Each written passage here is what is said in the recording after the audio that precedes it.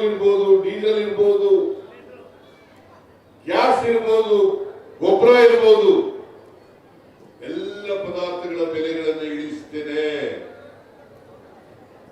ಬಿಜೆಪಿಗೆ ಅಧಿಕಾರ ಕೊಟ್ಟರೆ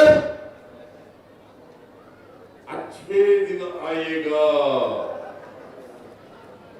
ಎಲ್ಲರೂ ಒಳ್ಳೆ ದಿನ ಬಂದಿದೆಯಾ? ಬರಲಿಲ್ಲ. ಮತ್ತೆ ಸುಳ್ಳಲ್ವಾ? ನರೇಂದ್ರ ಮೋದಿ ಅವರು 15 ಲಕ್ಷ ಕೊಡ್ಲಿಲ್ಲ, ಅಚ್ಚೇ ದಿನ ಬರಲೇ ಇಲ್ಲ, ಒಳ್ಳೆ ದಿನಗಳು ಬರಲಿಲ್ಲ. ಇವತ್ತು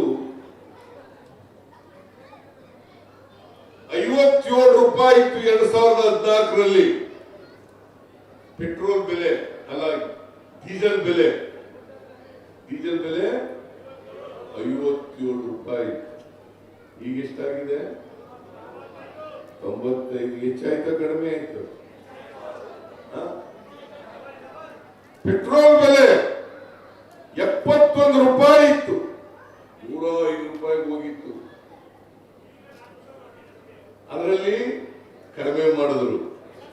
ಯಾಕೆ ಗೊತ್ತಾ? ಎಲೆಕ್ಷನ್ ಬಂದಿದೆ ಅಂತ 7 ರೂಪಾಯಿ ಕಡಿಮೆ ಮಾಡಿದ್ರು. 71 ರೂಪಾಯಿಗೆ 105 ರೂಪಾಯಿ ಏರಿಸಿ 2 ರೂಪಾಯಿ ಕಮ್ಮಿ ಮಾಡಿದ್ರು. ಗ್ಯಾಸ್ ಬೆಲೆ 2014ರಲ್ಲಿ 414 ರೂಪಾಯಿ. ಎಷ್ಟು? ಮಹಿಳೆಯರು ಹೇಳಿಯಮ್ಮ, 414. ಈಗ ಎಷ್ಟಿದೆ? 950 ರೂಪಾಯಿ.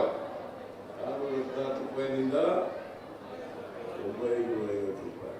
ಮತ್ತೆ ನರೇಂದ್ರ ಮೋದಿಜಿ ಒಳ್ಳೆ ದಿನ ಎಲ್ಲಪ್ಪ ಬಂತು. ಬೆಲೆ ಏರಿಕೆ ಕಡಿಮೆ ಆಗಲಿಲ್ಲ,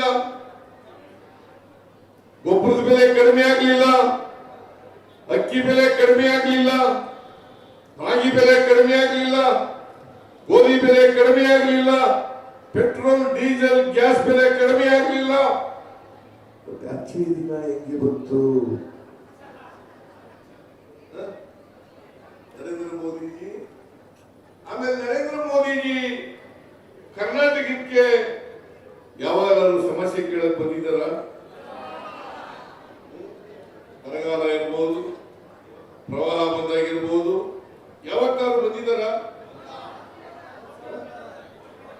ಯಾವತ್ತಾದ್ರೂ ಅವ್ರು ಬರೋದು ಯಾವಾಗಪ್ಪ ಅಂತಂದ್ರೆ ಚುನಾವಣೆ ಸಂದರ್ಭದಲ್ಲಿ ಮಾತ್ರ ಬರ್ತಾರೆ. ವೋಟ್ ಕೇಳಕ್ ಬರ್ತಾರೆ. ಬರಗಾಲದಲ್ಲಿ ಬರಲಿಲ್ಲ, ಪ್ರವಾಹದಲ್ಲಿ ಬರಲಿಲ್ಲ.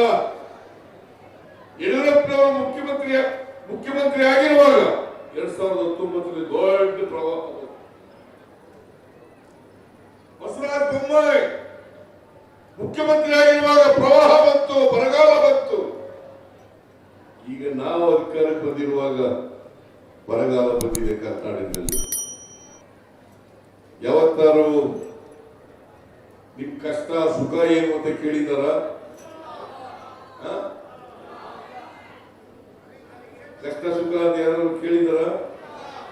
ಮೆಂಡು ನ್ಯೂಸ್ ನೆಟ್ವರ್ಕ್, ಸತ್ಯದ ಕನ್ನಡಿ.